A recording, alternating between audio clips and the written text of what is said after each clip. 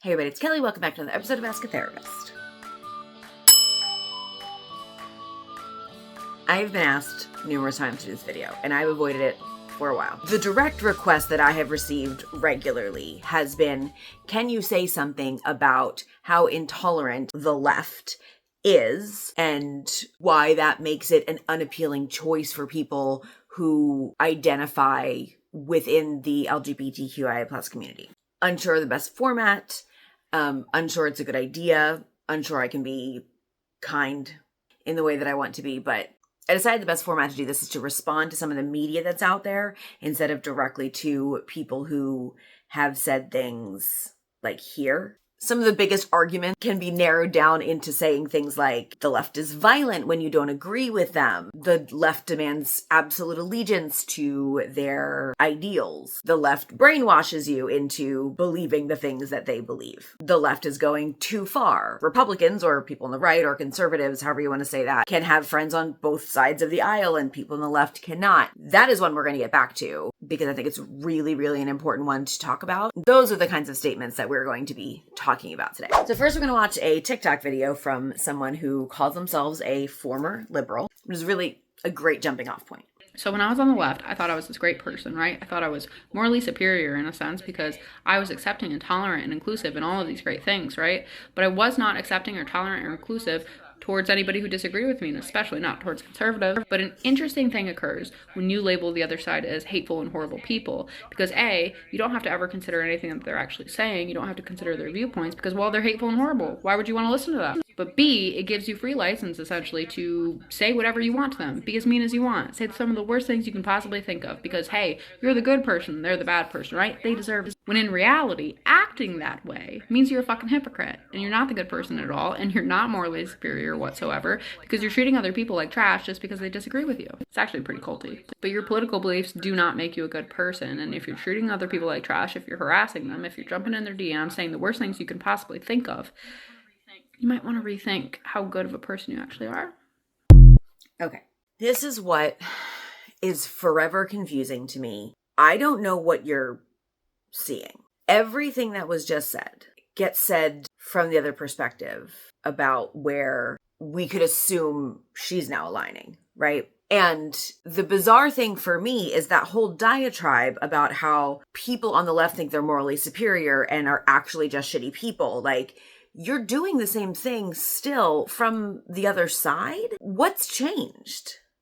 Like, literally what's changed? You're still doing the same thing. So one could posit that there's just shitty people on either side. That doesn't make everyone on the one side shitty, right? Which, to be fair, by the same token, fits both sides. And we'll get to that in a minute. Look, I'm never going to be the person that says like death threats and threatening people and tearing them apart and calling them names is a good way to go about things. Obviously, moral superiority is something that can be debated because morals aren't universal. We can allow that one too, I suppose. But your actual tone is just 100% condescending about where you used to be and people who are still there. It feels like nothing's actually been learned. And this is my issue with this video. Something came out recently about someone from a reality show that I have watched pretty regularly. I've talked about in other videos. And one of the things that this person said, and this person has been a champion for a lot of years for the queer community, which is why this has become so problematic that they've come out and said this. But they basically said they were red-pilled into becoming a conservative because people on the left were so mean to them. And I cannot possibly understand how I got bullied, so I became a bully is a viable response from someone who was bullied. Like, I know how you get there. I'm a therapist. I understand how people get there psychologically. But how do you, with your full chest, say to multiple someones, because you record it and put it out there on your social media, which has a considerable following, I was forced into not liking you anymore. So you're the problem. Like, it's not my problematic views. I don't have problematic views, but you are the problem. because you forced me to not like you. So now I will no longer like you, but I'll still take your dollars. But I will no longer like, because I just can't be responsible for my own decisions. I can't be responsible for my own knowledge or understanding or work. I can't be responsible for my own work. That's all you. Like, that mindset is a problem. And that mindset is rampant in this entire conversation. Do we not understand? The thing is, people who ask me to do this video are not going to like this video, you know?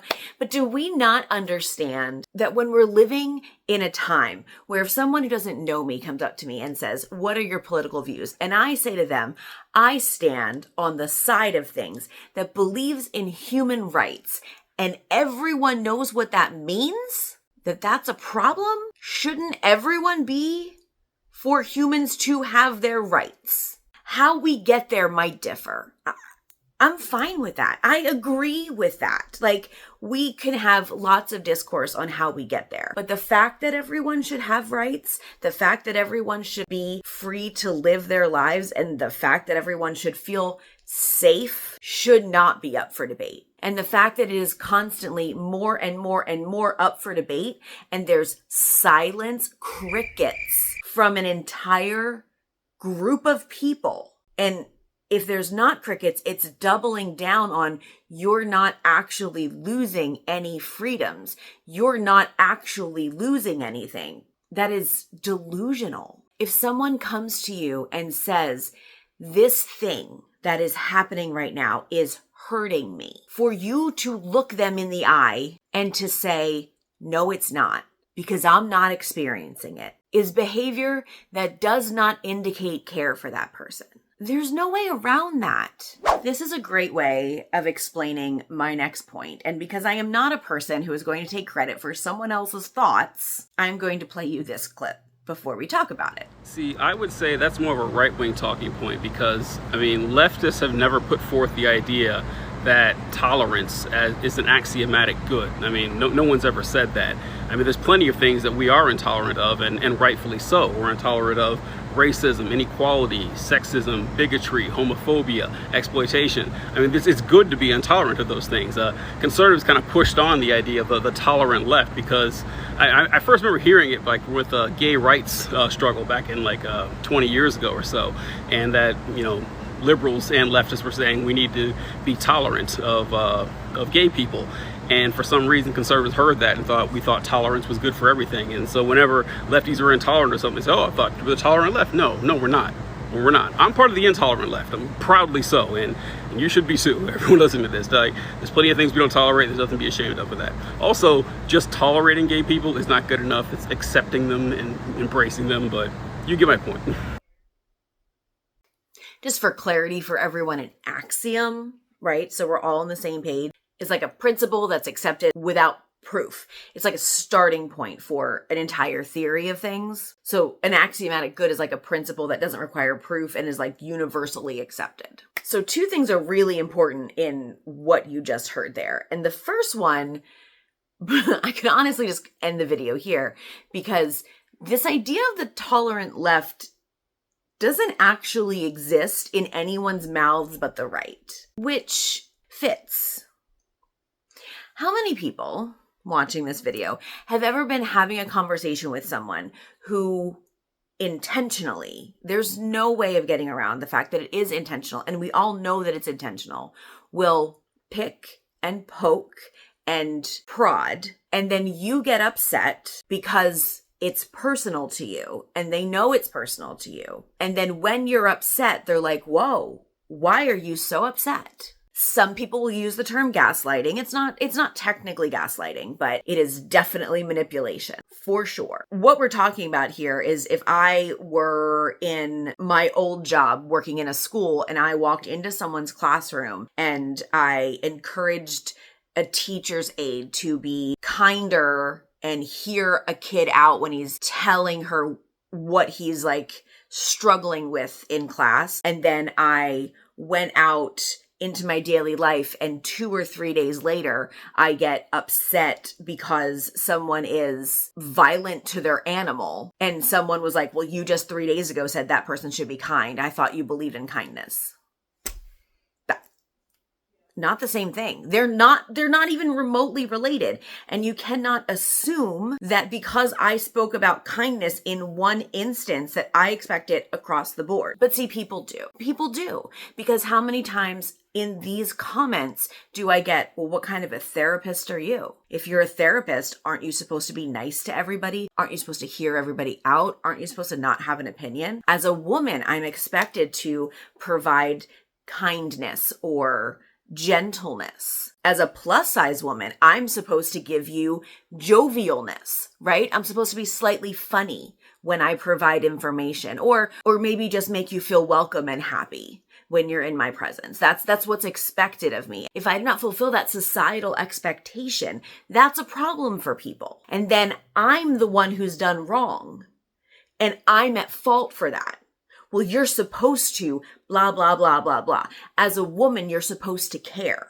You're not supposed to be loud. You're not supposed to have an opinion. You're not supposed to come back at me. This next video, this person was a really important, groundbreaking member of the queer YouTuber community for a very long time. And is still in a lot of ways, but in reality has also been disenfranchised by a lot of people, because in 2020, she became a TERF.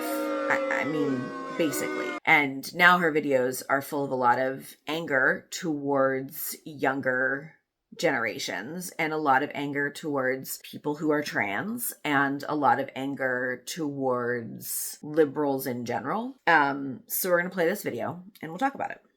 There's nothing appealing about being a leftist anymore. I don't want to be on the side that removes all individuality from a person, that categorizes people and places them on a hierarchy scale of oppression based on their sex, their skin color, their sexual orientation, their gender identity. I never want to be so disconnected from reality that I claim biology is bigoted and that open borders are safe. I'll never be about threatening people who disagree with me, silencing other people's opinions and believing that our opinions or my opinion is the end-all be-all. Step off script and I'm stopping there. If you've ever seen any of her other videos, she regularly goes to like conventions and stuff. And in reality, they're not conventions that are like queer gatherings. She goes to conventions like Comic Cons and stuff, finds people who are in costume there to have fun. And she does ask their permission to film.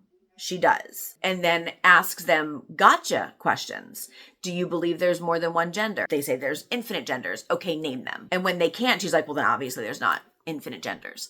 Do you want to stand there for infinity? There's no way to do that. Like, that's the most, some of these gotcha questions are actually ridiculous. The point of saying there's infinite number of genders is to say you can identify your gender however you want to. I wouldn't know what that is. I know what my identity is. I don't know what yours is, and it's not my business to know what yours is. There's no gotcha there. So for her to say that she never wants to be part of this group that her opinion's the end all be all, she's very, very loud and very, very clear about the fact that anyone that doesn't agree with her is wrong and ridiculous. So again, much like that earlier video, I understand your passion and I respect your passion. And what the hell? You're doing exactly what you're mad at everybody else for doing. Why are you acting like you're so morally superior then? How are you not doing the same exact thing? And I know, I get it. Even if I were to have this conversation with you, like, I get it. I know people like you. I've known people like you my whole life. Okay? I grew up in the Northeast. I understand. I get it. It's your shtick. This is how you've made your money. Between this and your OnlyFans, that's what you do. I get it. I respect the hustle. And I think that the fact that you're doing this to the detriment of the community that supported you all along is actually pretty gross. And be outcast for life. Yeah, that's not a side that I'm willing to be on anymore. The side that thinks DEI is progressive, that capitalism is bad, and that gender is made up is not the side for me. Lesbian or not. More rules, more control, more government oversight, less free speech, bare minimum of exchanging outside ideas. Yeah, none of those things sound progressive to me. The slow death grip on liberty isn't appealing from somebody who was born and raised in New York City. And quite honestly, that has a big mouth and has a lot to say. I cannot understand how anybody looks at what's happening in the United States right now and sees this as like liberty or not, or like freedom of speech. I cannot fathom how we are looking at an administration that talks to the UK and says, if you want a trade deal with us, you need to lift your restrictions on hate speech to the queer community, because in the words of the administration, you are stifling free speech in your country. It's not, by the way. How do you see this as free speech or freedom? What you're saying does not match what is happening right now. I get that there is an image of groups of people who are narrow in focus of what they're passionate about. But there are always going to be groups of people who are narrow in focus of what they're passionate about. That's the way development works. And the reason that you can see it more isn't because people are more passionate or more narrow.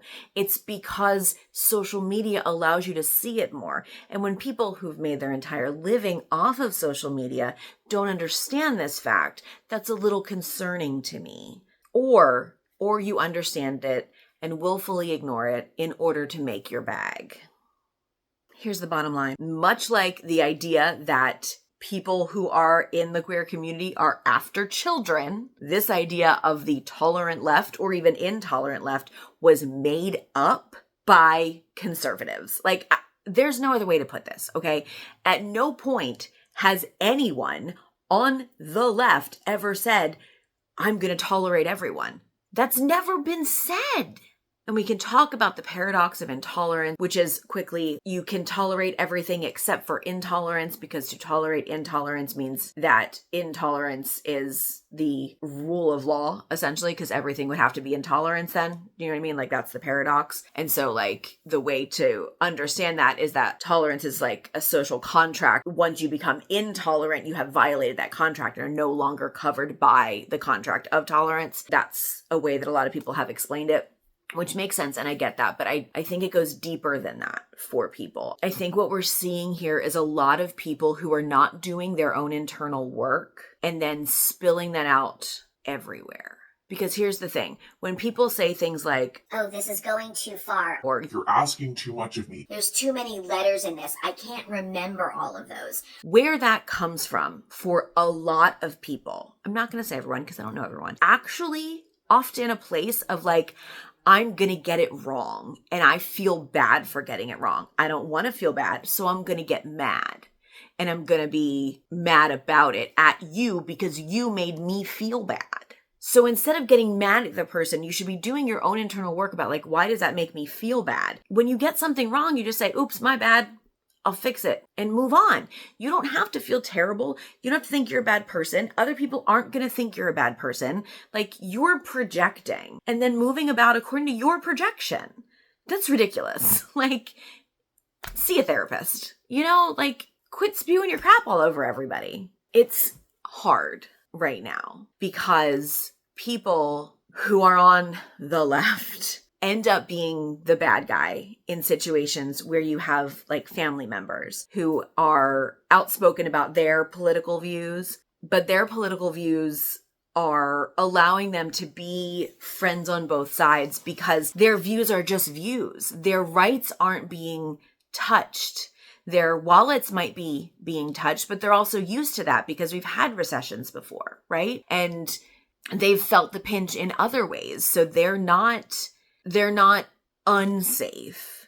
When you are somebody who has literally lived through not having a right and then having it potentially taken away, or you are somebody who has had to fight for somebody to even believe that you understand who you are, or to have the right to walk down a road without somebody being afraid of you or assuming you're up to something because of what you look like. Like, all of these groups of people that I'm talking about right now are the ones who are accused of being so intolerant, but they're also the ones that are living in protection mode because of the choices that people who were already safe made. So when you get upset about the choices that people who were already safe made, you're accused of being too sensitive.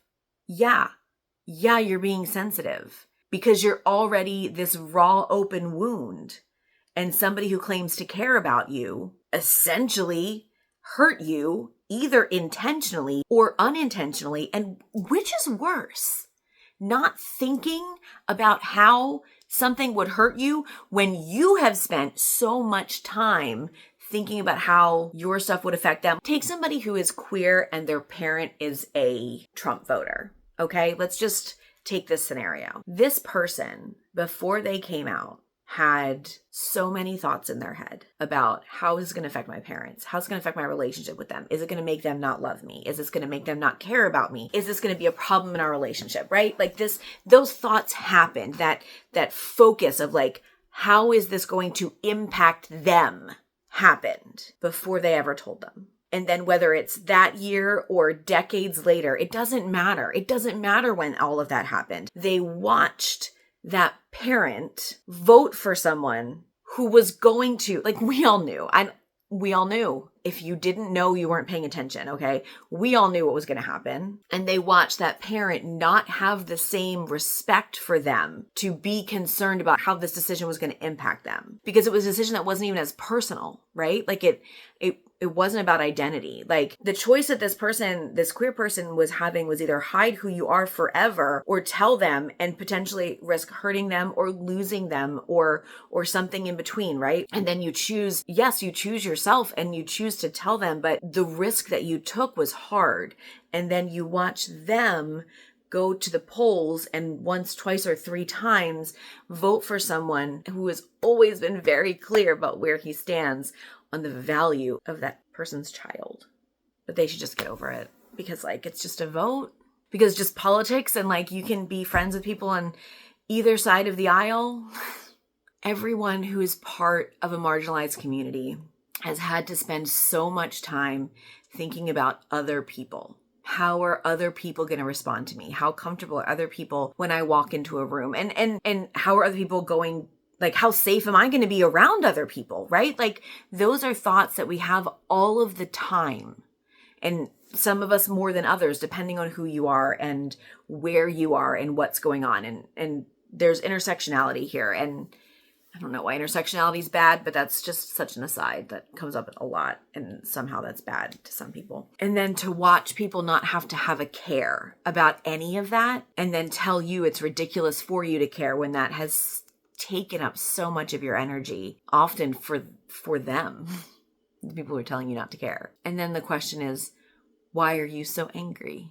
Or why can't you just tolerate things because you're supposed to tolerate things? I thought you were the ones that love everybody, or you're the ones that want everyone to have a space and a place, and you're the ones who want safe places. And it's so manipulative. It's so manipulative to say, I can't be part of this community because they have such strong opinions. Like, there's shitty people everywhere, sure. And I'm never going to say there aren't. And if somebody is coming to me and saying like they have been harmed by people in the queer community, I believe you. I do. And that's not okay.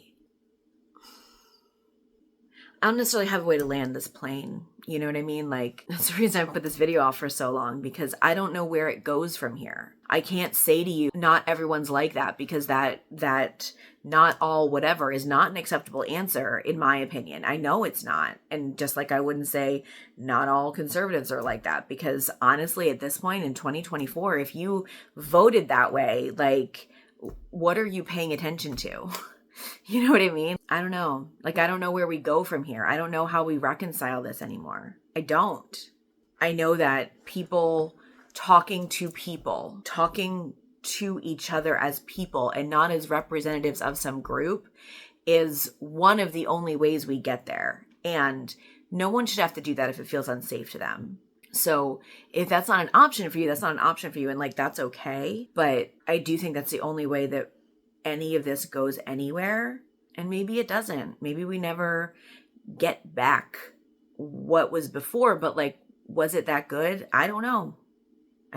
A little less tied up with a bow, clean, positive ending, I guess, on this video. But there's so many points to this that I think just need to be brought out and brought to light. And maybe just the beginning of some of these conversations. I don't know. Go ahead and feel free to comment below if there's things that I touched on that you want me to talk more about. Starting next week, we'll be going back to that list of ideas that I had asked you for. We'll be tackling some of them, and then we'll be going into our Pride series come June, because I don't care what anybody says. June is Pride Month for me, and we will be celebrating because we need it this year. I need it this year. Yeah, so that's it for today. Thank you so much for being here. I will see you all next time. And until then, take care of yourselves and each other.